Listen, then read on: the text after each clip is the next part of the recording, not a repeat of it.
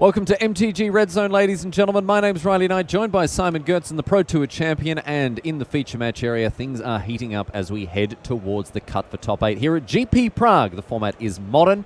I tell you what, we've had a fun morning with all sorts of silly decks, but now it's time to get down to business, my friends. Let's get down to the feature match area for the next round here at GP Prague.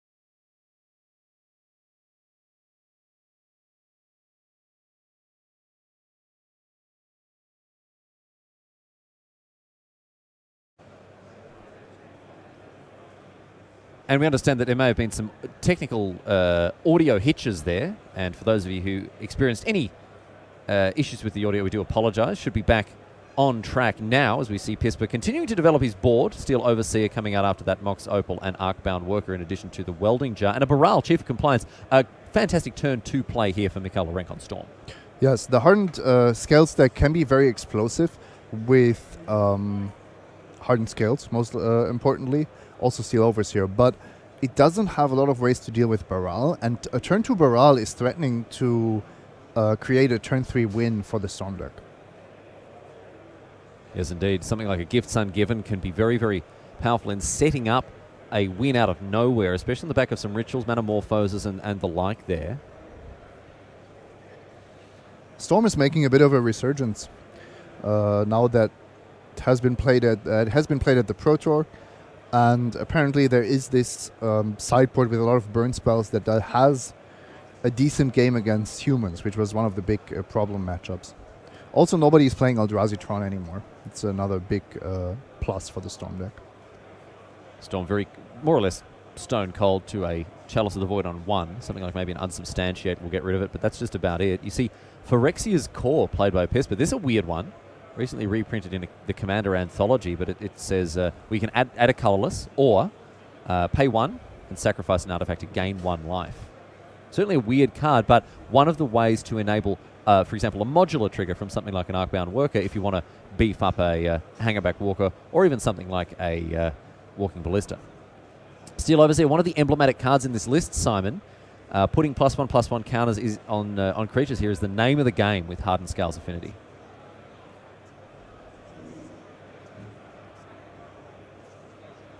Lorenk still without too much to do here. Not sure if they're figuring out exactly if he blocked or what went on there, but in any case, back to Lorenk now. Haven't had a good look at his hand. Lots of Metamorphoses though, and that's going to be a great start for him at least. Oh yeah, this hand looks great. Metamorphoses is the perfect card to combine with Baral. I saw a Grape Shot there as well. So Lorenk may be able to stitch things together here as we see him float some mana thanks to the Metamorphose. Baral, kind of the worst draw to have there. Yeah, more or less a blank. Stone Cold Blankski here. Another Metamorphose. And Lorenk, there we go, managing to remember to continue that Storm Cannon. Now, hasn't played a land for the turn yet. The third Metamorphose as well, Simon. How about that one? One red, one blue. Things going pretty well for Lorenk here.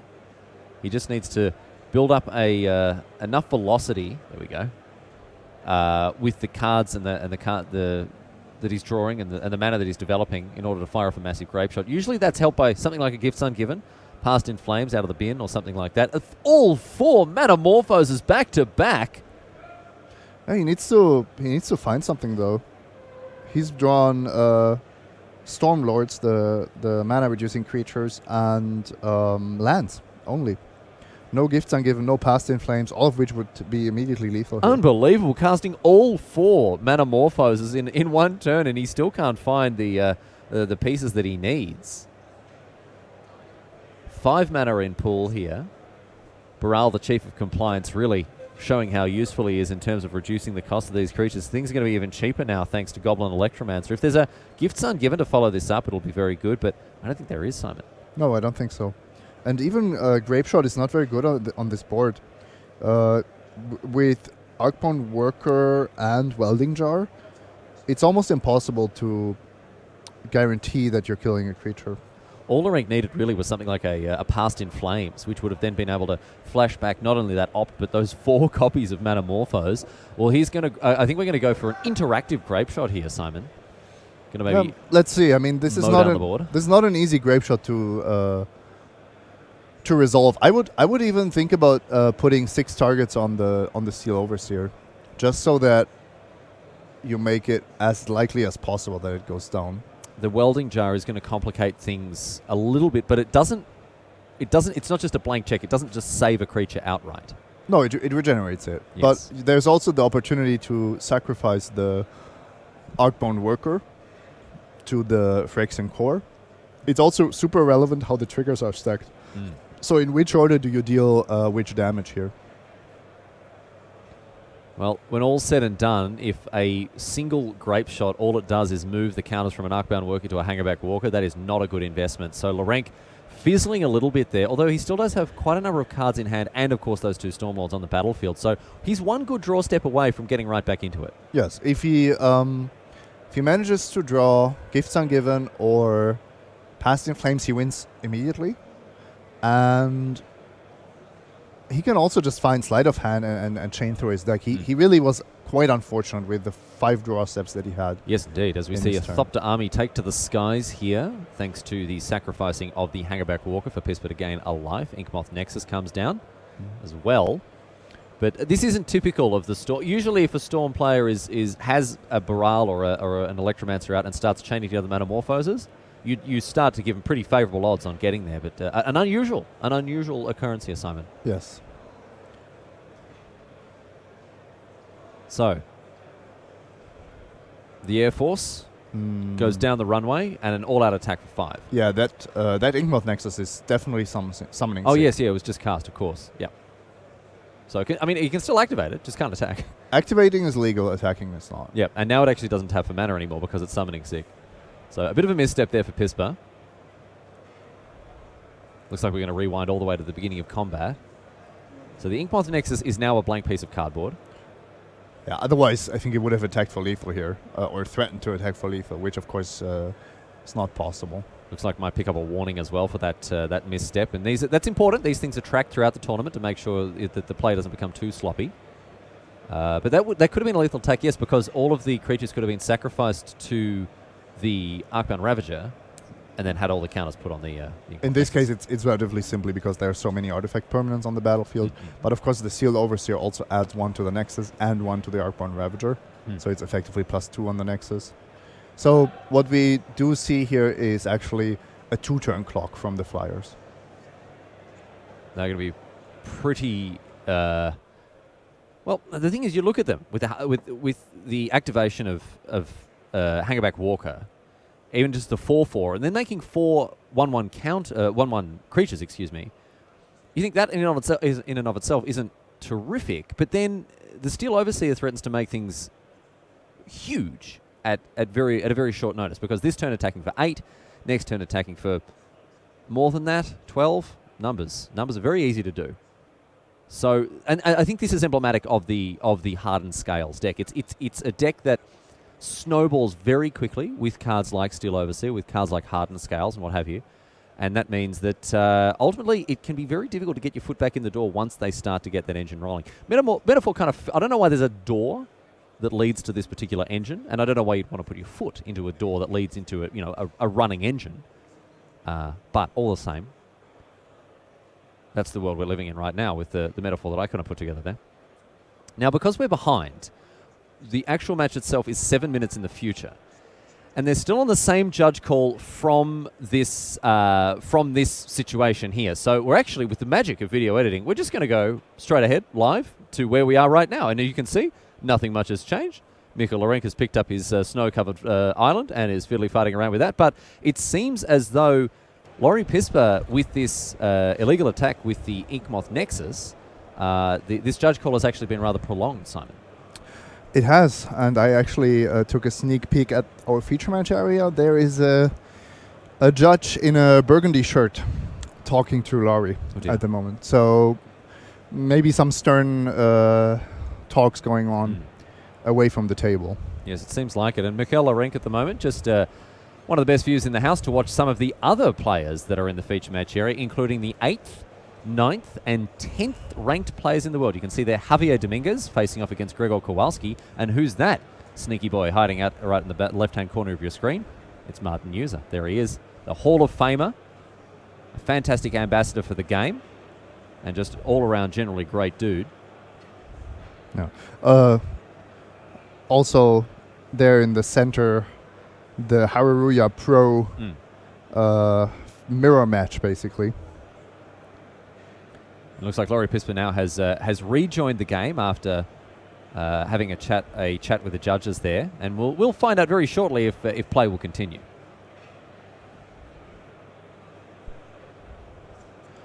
So maybe it's important to note that everyone makes mistakes. The least experienced and the most experienced players make mistakes all the time.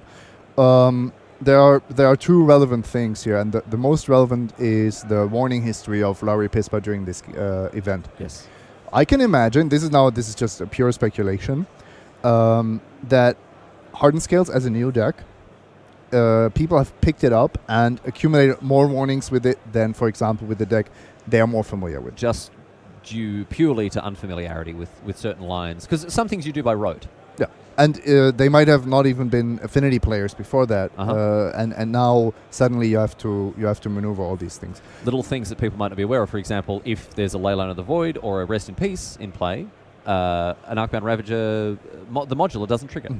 Easy to make that mistake. Very easy. And here, yes, Laurie has a 2-turn clock with the Thopters and everything that's on the battlefield, but the attack with the Inkmoth Nexus would have changed that to a 1-turn clock. Yes. And that's I think that is probably at least being considered by the judges in this kind of scenario, because it makes a huge difference to the game state. It's not just a +1/+1 counter there. It's really it makes a game-winning difference. I think it'd be ultimately inappropriate to comment as judge investigation is underway here on exactly what they are specifically looking for in this situation, and as a result, we will let the judges make the investigation they need to make, and we'll of course bring you across any ultimate decision that is made as a result of that investigation. Could be nothing. There could be further consequences. We will see. We've got plenty of decks to have a look at. We've got standings to have a look at as well, and we'll bring you across all of the action that's coming your way from Prague. But I mean, this Hardened Affinity. This Hardened Scales Affinity list, we haven't really settled on a proper name for it yet. Hardened Steel would be a good name. Hardened Steel's very good. I'm going to suggest that. I think that's very good. We'll suggest that to the official WotC deck naming committee. It's obviously it's been tightened up recently. We used to be able to submit, what do we have? We used to have, Cheerios. Any breakfast cereal, really. Nick Fit. Yeah, they had a real softness for breakfast cereals. But we'll submit that to the committee there. But this deck is the new hotness. I'm very interested to see if it continues this upward trajectory of success that we've seen so far, Simon. Oh, I think it is there to stay. It's like Affinity, but more robust. sometimes even more explosive. So I really like it. Yeah, I think so. We may get the chance to chat about it in more detail later on, but let's have a look at the standings as they stand now at the end of round number 11 here. And you can see there Pispa is right at the top of those standings with 33 points, undefeated so far, and of course playing against the next player on the list, Mikhail Lorenk. Apart from there, look at this rogues gallery. Look at this all-star cast that we've got from 3 downwards. Gregor Kowalski, GP champion. Javier Dominguez, world's finalist. Martin User, Hall of Famer. Andrei Strasky, some bloke from the Czech Republic as well. And then we've got all sorts of names that you may have heard of as well there. Marcio Carvalho down in 19th place. Luis Samuel Del Toro, the Frenchman, in 8th. And, it is an all-star cast of European Magic today. Mm-hmm. You can see that the players with 10 wins, the ones with the most buys, are actually at the top of the standings. This is apart from just winning your matches outright, this is the biggest advantage that you get from having 3 buys at such an event. Your resistance tends to be pretty good when you get the old free ride in rounds 1, 2, and 3. And that is certainly the case for the 4th, 5th, and 6th ranked players there on this list. Javier Dominguez, Martin User. 3rd, 4th, 5th, and 6th. Kowalski, Dominguez, User, and Strasky. Titans of the game, I think it's fair to say. Let's move on now and have a look at our players who are still in contention for top 8 here. With 9 wins and 2 losses. They are going to have to dig deep. They can't afford to lose another game. You got your eye on anyone on this slide here who might make a late tilt at the crown? Well, there are also quite a few good players on this list. Jeremy Desani, Arno Huschenbeth, Ivan Floch, Lukas Blohan. I was actually scanning quickly for my brother's name. Okay. I only know that he was Accent 2 coming into day 2. Mm-hmm. I don't know if he went undefeated so far. Well, he might be on our next slide here as we head all the way down to... Oh, no, okay. I've just got some very good news for you. Caught with my pants down, so as it were, my friends. We actually do have play resumed in our feature match, so we can head back down there and see how things have gone after that prolonged judge call. It looks like things have been wrapped up and resolved, so let's head back now to Laurie Pispa and Mikhail Lorenk Hardenscales versus Storm. And it looks like the attack with the Air Force was successful, ultimately, once the Inkmoth Nexus stayed back at home in the hangar. And a big attack now for 8 in the air, Simon. Yes, and that's the 2-turn clock I was talking about. Lawrence has to top deck something, and that's going to decide the game. Yeah, that was just a land. So ultimately there, Laurie Pispa given a warning for an illegal attack, and ultimately going to move to game 2 after a whole big, long song and dance. We had the game resolved very, very quickly. A little shake of the head there for Laurie Pispa. He needs to rebound from this. He needs to get his head back into the game, refocus, and make sure he sets himself on a straight course now and doesn't get too bogged down in how that previous game turned out. Yeah, you can see that he's emotional about what happened there. It's never fun to have a 10-minute judge discussion, and certainly... I mean, he won the game, so I think had Michal top decked the gifts ungiven there, he would be in an even worse mental state. Would have been pretty brutal there, yes, indeed. But we can. This actually gives us a chance now, Simon, to come back to this hardened scales, hardened steel list. I love that. I love that hardened steel, stainless steel. No, it has to be hardened. It has to be hardened. Okay, very sorry. A thousand pardons. You've talked about it. Your anticipation of the staying power of this deck. Let's compare it to Orthodox Affinity and talk about some of the key differences in terms of not just card choice but thrust, overall game plan here, because they are very different decks when it comes to that sort of thing. Yes. So the most important thing for me is that when you face off against Affinity, the traditional sort, you want to destroy certain key pieces. Steel Overseer, Cranial Plating, Master of Ethereum, and sometimes Arcborn Ravager, depending on how active it is. So against this deck, if there's a hardened scales, you usually don't have, Ancient Grudge doesn't destroy enchantment, so you don't have an easy way of dealing with hardened scales itself. And that means all these creatures are coming into play with a lot of +1/+1 counters. It's still great to kill Steel Overseer when it comes down, but what about Walking Ballista? What about Hangerback Walker? What about Arcborn Worker? This deck is just generating so much advantage that it can easily outgrind a mid-range deck. And this is what I wanted to zero in on here, because we talked about the explosivity of the Affinity list. Both of these lists, in my view, are enormously capable of blisteringly fast starts that a lot of players won't be able to overcome. I think one advantage in that regard that the traditional affinity list has is Volt Scourge with cranial plating, because there are so many decks that just are unable to race that, for example. And then the quick kills, of course, with something like an Inkmoth Nexus. Now, Laurie Pispa's Hardened Steel list moves away from the explosivity of cranial plating, but instead, Simon gains this ability that you mentioned to grind into the late game like an absolute champion. Yep. Of course, this deck is not as explosive as the affinity decks. The affinity deck can have a crazy draw where they have an equipped cranial plating and an attacking creature on turn 2. But I still think this is the stronger deck overall. Something that's important to remember is you're not forced in Magic to win as quickly as possible. You just have to win before your opponent does. We have seen throughout the weekend the capacity of the Hardened Steel list to put late game decks to the question. And we've seen it to be enormously unforgiving to any deck that is unable to break up its synergy. There have been games where a Steel Overseer that has gone unanswered has just completely dominated the game entirely. In conjunction with the Hardened Scales, a much more difficult card to answer as well, Simon, means that the synergies in this list are overwhelmingly powerful once they get going. The problem is, and what I look at the problem when I look at this list, it has a lot of individually very weak cards. Arcbound Worker is not a strong card in and of itself. If you're not getting the payoff from Hardened Scales, the card does nothing. And as a result, if you are able to disrupt and interfere with what this list is attempting to achieve, you're going to have life on easy street because, again, you're just playing with cards that are another level of power down from what you're playing. You can also hope for them to maybe mulligan and then not have the right pieces. But still, when I compare this to the traditional affinity deck lists, Ornithopter, Memnite, Springleaf Drum, those are also not great Magic cards. That's true. So I think that this deck still has the same weakness as the affinity deck, but to a lesser degree. Okay, a great observation. So you'll notice now that the clock has been updated to reflect the very long judge call. The judge call was 15 minutes long, so these guys have, of course, been recompensed for that time, and now are looking at 36 minutes to complete games 2 and perhaps even 3 here, if Laurent can't pull it together for game number 2. Looks like he's down to 6, and that is going to hurt the Storm deck.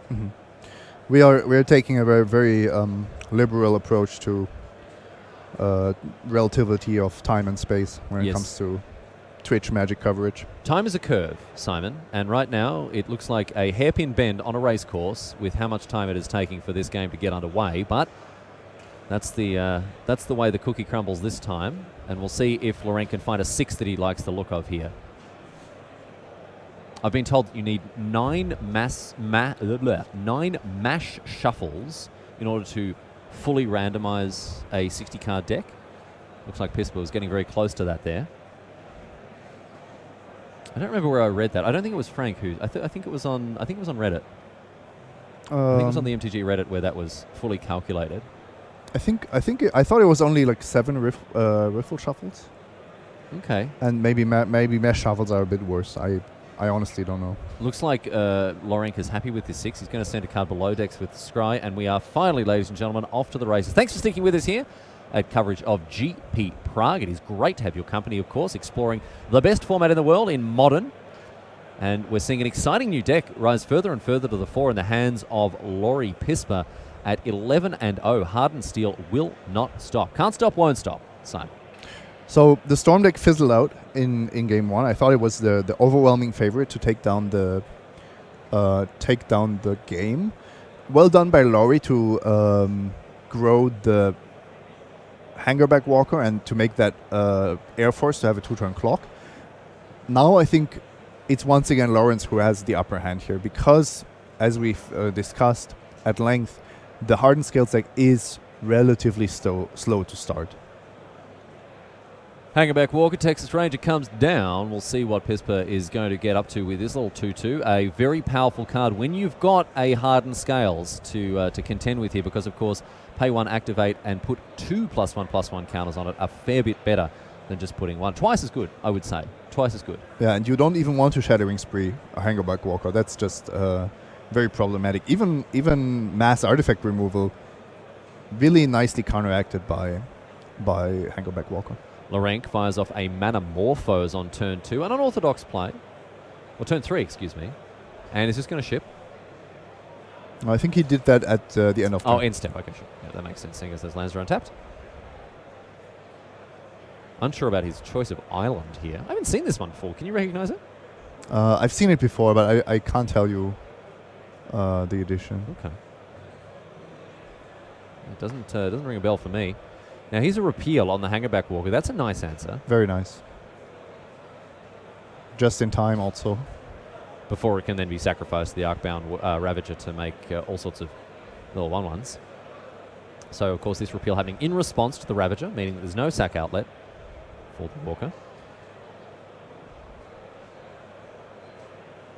And Pispa having a good long think about what he wants to do here. Horizon Canopy available.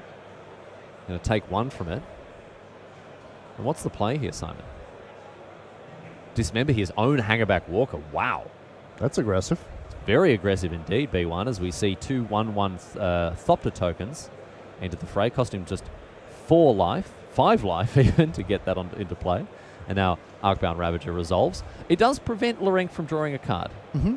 And you do get 2 1/1s, which are not irrelevant here.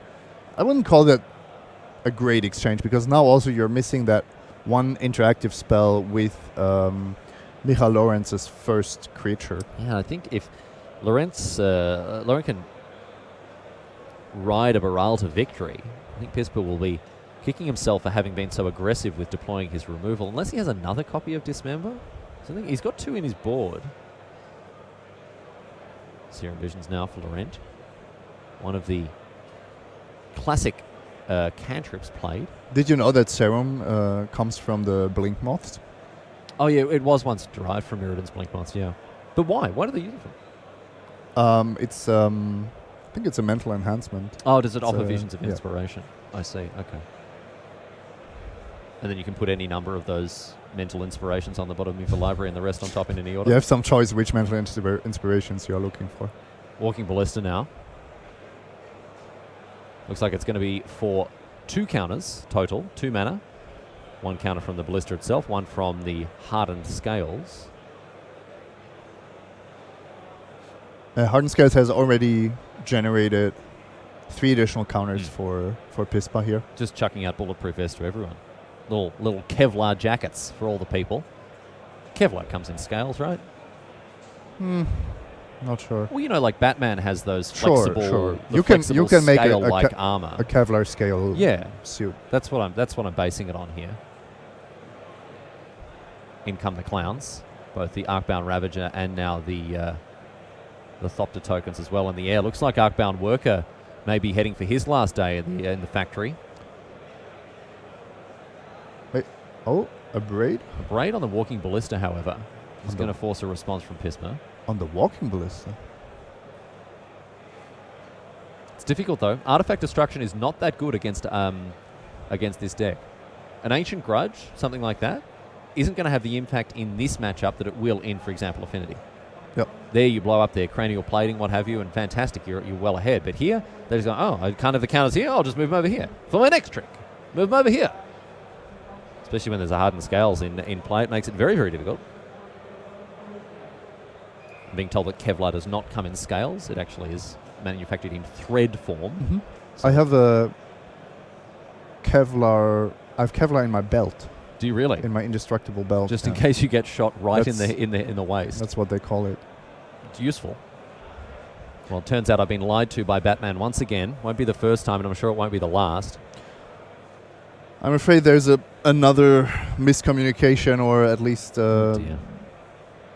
situation that needs clearing up. The bright lights of the feature match area can be a little too much for some people to play through here. I'm going to try to explain what I think has happened. Go on. But I'm not 100% sure. I'm just going off what I'm seeing. Okay. So the Arcbound Ravager was on 2 counters. And then after the attack, Laurie sacrificed the Arcbound Worker to Arcbound Ravager. And I believe the modular trigger targeted the Walking Ballista. In response, Michael abraded the Walking Ballista. Yes. Now, the correct play, I believe, would be to shoot Michal for 1 and then sacrifice the Walking Ballista to Arcbound Worker. Arcbound Ravager. Sorry. I got everything right until You're doing really well. So Arcbound Ravager should grow from a 2/2 to a 4/4 from the first sacrifice. Yes. And then to a 6/6 from the second sacrifice. Okay. And that Walking Ballista should also be in the graveyard. Okay. Well, it seems like they got most of the way there, what you were saying, Simon, but it looks like one of those modular triggers didn't happen. And ultimately, it will be the Darksteel Citadel that pushes the Ravager up to a 6/6. No, of course the modular triggers didn't happen, but the question was how many artifacts were sacrificed to the Ravager. I see. It's possible that Laurie just dealt 2 to Michal with the Walking Ballista, which I think is, well, that's just wasting 1 point of damage. Pisper now with Horizon Canopy. Looks like it's going to be a 2-drop. He's got a Steel Overseer in hand. This is one of the premium 2-drops in this deck. Probably even more important than Arcbound Ravager, I would say. Both of them are really, really good. Well, Pisper making out a fool out of me here by playing his second Ravager. It's going to come into play with 2 counters, of course. On turn 1 or 2, I agree that Steel Overseer is the better card. Mm-hmm. The later the game goes, the more happy you are to see an Arcbound Ravager. Okay, sure. So this is already 6, 7, 8, 9 points of damage, and Laurie should go for lethal here because otherwise Michal can use 4 mana to Gifts Ungiven and threaten a win next turn. You have to force Laurie's hand here, I believe. If you even can find a way to. What's really cool about the modular interaction here is that if you sacrifice an Arcbound Ravager with 2 counters on it, to put to get a modular trigger onto another artifact creature, it will gain 3 counters because of the hardened scale. So Pisper played a modular 1 creature, which got 2 counters, and then sacrificed it, and the modular trigger put then 3 counters. It's a 3-for-1. He paid for 1 counter and got 3. It's a good deal. So for 2 mana, he actually got a total of 5 counters on his creatures. We're going to see a Gifts Ungiven now. Well, a Desperate Ritual. That's desperate if I've ever seen a desperate play. Well, how many 1-mana answers does Michal have in his deck for this Air Force? Well, he could have. I imagine he will have brought in both Lightning Bolt, Shattering Spree, and perhaps even Fiery Impulse. But doesn't look like any of them are going to get the job done here as he shakes the hand of Laurie Pisper, who slides into a 12-0 undefeated run at GP Prague. We'll continue to see how long his onslaught, his conquest of this tournament continues. But Hardened Steel, man, new affinity list seems pretty good. Should we call it Hardened Steel or Hardened Dark Steel? Dark Steel, that's very good. That's maybe very a bit metal. too much. Yeah. I like that. We'll talk to the naming committee, my friends. We're going to take a quick break to do that. We'll be back on the other side of it, however, with Time Walk Magic. We've got all sorts of other magic to get across, of course, as we saw in the feature match area. Gregor Kowalski, Javier Dominguez, Martin User. You're not going to want to miss it, my friends, so we'll be back after this.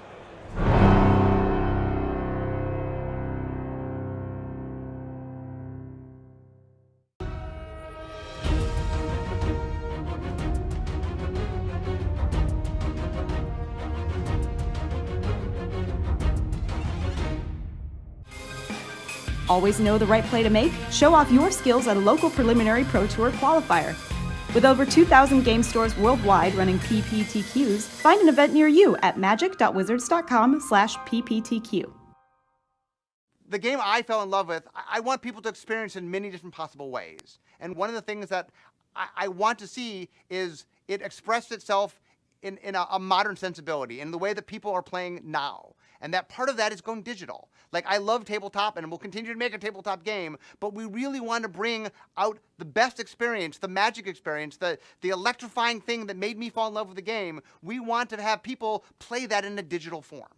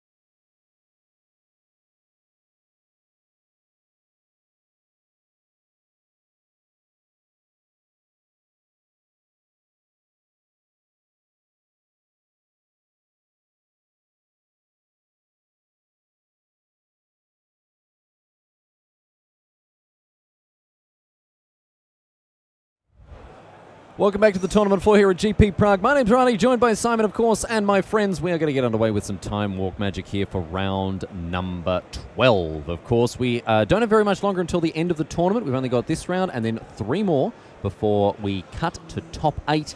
And from there, we're going to crown a champion. And of course, it's been a wild ride all weekend. We've seen all sorts of ridiculous decks getting up and about. Hardened Steel amongst them. We've seen Amulet Titan this morning. We've seen White-Blue Control with a big metagame share, but I mean, maybe not so much on camera, but it is still out and about. Let's get down to the feature match area for some more Time Walk Magic, however, and look at this. We've got Gregor Kowalski and Javier Dominguez, number 10 versus number 9 in the world. And oh my goodness me, Simon, does it get any better, my friend? Does it get any better than the Celestial Colonnade Mirror? I would say it does, yes, but that's going to be a pretty good match. 9th in the world, 10th in the world, 2 White-Blue Control decks, and some slight differences as well. We have talked already throughout the weekend, Simon, about the strength of the card Terminus. It's a card that I believe to be putting these Celestial Colonnade decks right in the thick of things when it comes to competitive viability. You can see that both of these players playing very, very quickly indeed. They know that they don't want to end up in the draw bracket because they're going to be playing more decks that are slower and ponderous and more likely to draw. Dominguez fetching out of Steam Vents here. I have to say, the Bolt Snap Bolt line can be very powerful against White-Blue Control, which doesn't have quick ways to end the game. Also against Planeswalkers. Don't forget that Jace and Teferi are super relevant in this matchup. But this game 1 in particular is a game where it's about the dead cards, the bad cards in the matchup. So who draws more Path to Exiles, who draws more Lightning Bolts, Lightning Helixes, and what does each player do with those cards? The bad news for Dominguez is that he has drawn 3 of his 4 paths. They're all in the hand, and essentially they are going to be blank for a long time. They might be able to snipe something like a Colonnade later on, or maybe, you know, a Snapcaster Mage in a pinch, but all the same, those aren't the cards you're looking for. You're looking for the heavy-hitting Planeswalkers, the Cryptic Commands, the other ways to put yourself further ahead. Here's Snapcaster Mage going to flash back and Opt here. This is an aggressive deployment of the 2-1. Yeah, but he's getting a card and he's putting some pressure on Dominguez. I like to play, especially the first Snapcaster this way. You're already playing a deck that's so value-oriented that a bit of tempo, a bit of aggression is definitely worth it.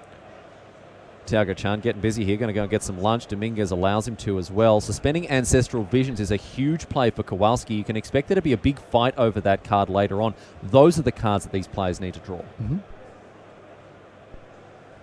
Snapcaster Mage down, eats a Path to Exile. Dominguez very happy to fire it off. He'd be happy to have a target for the otherwise dead removal spell on this matchup. Looks like Kowalski's going to go hunting again before his deck is thoroughly shuffled. Now, another important wrinkle to this matchup is the role that Field of Ruin plays. Kowalski is necessarily going to have more copies of Field of Ruin in his deck, and he's also going to benefit from its activation more than Dominguez. That means that Kowalski's Celestial Colonnades are much more are going to be much more effective, are going to be much stronger and better than Dominguez. Absolutely. Dominguez is the one that's under pressure here. Needs to deliver a bit of aggression, needs to stick a Planeswalker before the fact that Kowalski is the 2-color deck with Field of Ruins and with less burn spells just takes over the game. Dominguez, I think, trying to bait out a counterspell here as he has Teferi in hand. Double Path, Logic Knot as well. So he may be looking to start a battle over something more irrelevant like a Snapcaster Mage. Dominguez happy to let that one get countered. And I think he's just going to look to untap and slam a Teferi into play. Even better, another Snapcaster Mage. And this one's going to resolve here. Opt for Dominguez. I do agree, though, in general, with Gregor's approach to Cryptic Command. Cryptic Command is a problematic card in that it generates value, but it is difficult to resolve it against counter magic. Simon, if you'll permit me to just be a little bit smug, just for a moment, if you don't mind. When Opt first joined, very unusual for me, I know, but indulge me, please. When Opt first joined the modern format with its printing in Ixalan, I immediately stopped playing Serum Visions. Immediately. I thought Opt was objectively, in and of itself, the worst card as we see Teferi come down, but so much better with Snapcaster Mage. I really do think, and I still do think, that Opt is just the better card when you're playing Snapcaster Mage. If you're not playing Snapcaster Mage in Storm or whatever, Serum Visions is better, no doubt. But it is incredible to see now that Opt is the industry standard cantrip in Snapcaster Mage decks, in White Blue Control, in Jesco Control. A lot of that has to do with Terminus, sure, but called it. Yep, absolutely. No, you're right. And it's also, it makes sense on so many levels because the amount of instants you have in your deck is just, they feed on each other. They support each other. Cryptic Command now getting rid of that Teferi. Kowalski without an answer for it. And Dominguez, I think he's still holding on to a Logic Knot, so he's got interaction for days, but not going to be able to do anything about this Jace as it immediately comes down and brainstorms for Kowalski. So both players are deploying the heavy artillery here, Simon. Mm-hmm. Yeah, but this exchange really favored Javier, despite Jace coming down here. Makes you wonder whether that Cryptic Command, the first Cryptic Command by Kowalski was well spent. No, I think he took the bait a little too early there. Dominguez, the bad news for him, though, he's drawn another dead card in, I think, is that a Wrath of God? I think he's found a sweeper. Yes, he has. And that's not going to be too useful in this matchup as opposed to something in, like, for example, humans. It's quite surprising, actually, that Javier has not seen a single red spell. So it's much more of a mirror than I was expecting. I mean, what are the red spells he's playing? He's playing 3 Lightning Bolt, 3 Lightning Helix, and 2 Electrolyze. That's it for the main deck. In the sideboard, a couple of other options. For example, nope. Okay, spoke too soon. 0 other red cards. All of these red spells you listed would have been amazing against Jace in that spot. Yeah, very true. He wouldn't have had to -3 to Fairy. He would have just attacked it or shot it to death. Now here we see a huge card in Terminus being miracled off the top, just acting as a little swords to plowshares there for that single Snapcaster Mage. But, I mean, I've said this before and I'll say it again. I'm sorry to those of you who have heard me say this 1,000 million times this weekend. Terminus is the best answer in Modern. It is the best answer to the format as a whole. It's terrific against any creature-based deck, for example, humans or what have you. The fact that you can Miracle it on turn 3, set it up, maybe luck your way into an Opt into Terminus on their turn, what have you. But the fact that you can set it up with Jace and the fact that it absolutely wrecks the graveyard-based decks, Vengevine, Hollow One, so on and so forth, means that, for me, it's a tier above Supreme Verdict. Mm-hmm. Sometimes you also just get lucky.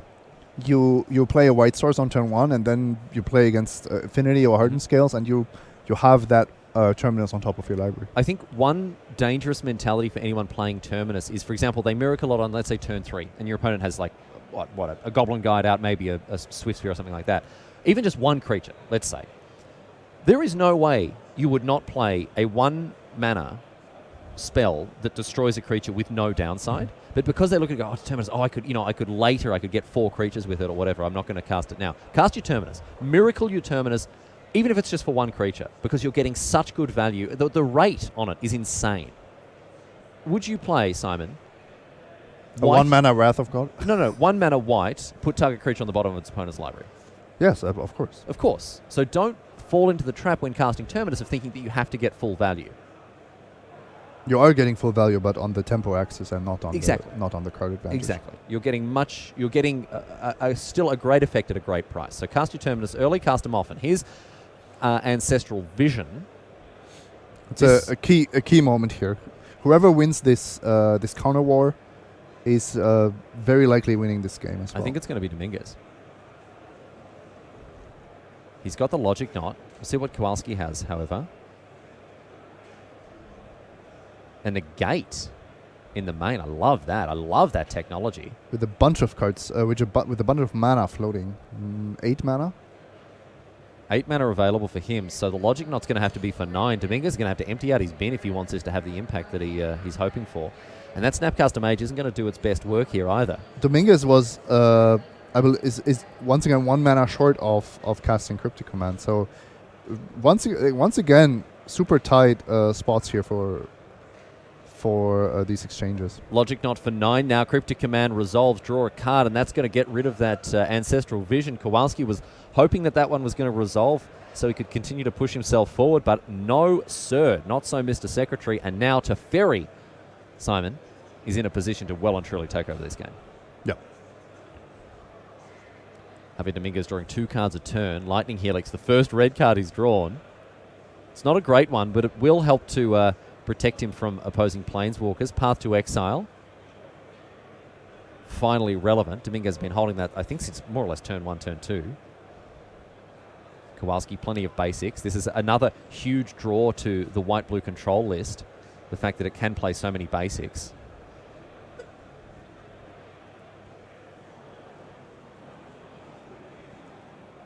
Dominguez's removal suite looking a little different, of course, playing Jeskai than the white-blue list. Kowalski on white-blue is playing 4 copies of Terminus and a single Supreme Verdict to back it up. However, things looking a little bit different on Dominguez's side of the table, Simon. Yep, and finally we actually see a red card in his hand with the Lightning Helix, and Kowalski is struggling now. Beating an active Teferi in a matchup with so few threats is extremely difficult. Very tricky indeed. Here's a Teferi of his own, but Dominguez cannot fire off that negate fast enough. That is the negate from the signature spellbook, and Dominguez revealing 2 copies of Snapcaster Mage in his hand. Kowalski realizes he doesn't have a sniff. He's got no chance. He's got Buckley's chance to get across the line there, and these guys pack it up, go to game number 2. Things change pretty meaningfully post-board, ladies and gentlemen. Of course, it's very important to remember that the post-board games have a very different texture to them, especially in control mirrors. Kowalski will be able to bring in huge threats like Baneslayer Angel and Lyra Dawnbringer, as well as much better disruption in the form of Dispel, Negate, maybe even something like a Spell Queller in order to put some pressure on while still playing an interactive game of Magic. Yep, and interestingly, Dominguez doesn't play main deck Ancestral Vision, but brings in 2 from the sideboard, has 1 on turn 1. Both players on the double Angel technology. It has really taken post-board white-blue control decks by storm. This 1 Lyra, 1 Baneslayer. Both of them have different disadvantages and advantages. I think they work very well in concert with one another, of course, because Lyra does pump up Baneslayer. But here's a nice one from Dominguez in the form of Search for Azcanta. 2 copies in the main deck there for the Spaniard. Kowalski on just a singleton, but we've seen even in Standard the power of this card, especially when combined with Teferi. Yep. And when it comes to control mirrors, Javier Dominguez's start is pretty much perfect here. Look at that. Card advantage card, filtering in Search for Azcanta, later on almost a win condition in its own, and now the perfect counter for Jace. It's been a pretty brutal game from Dominguez with the 1-2-3 of Vision into Search into Logic Knot, and Kowalski, man, it's just not looking good for him. I don't want to count him out just yet, but Dominguez has, I mean, this is how you win a control mirror, playing cards like this in this sequence. And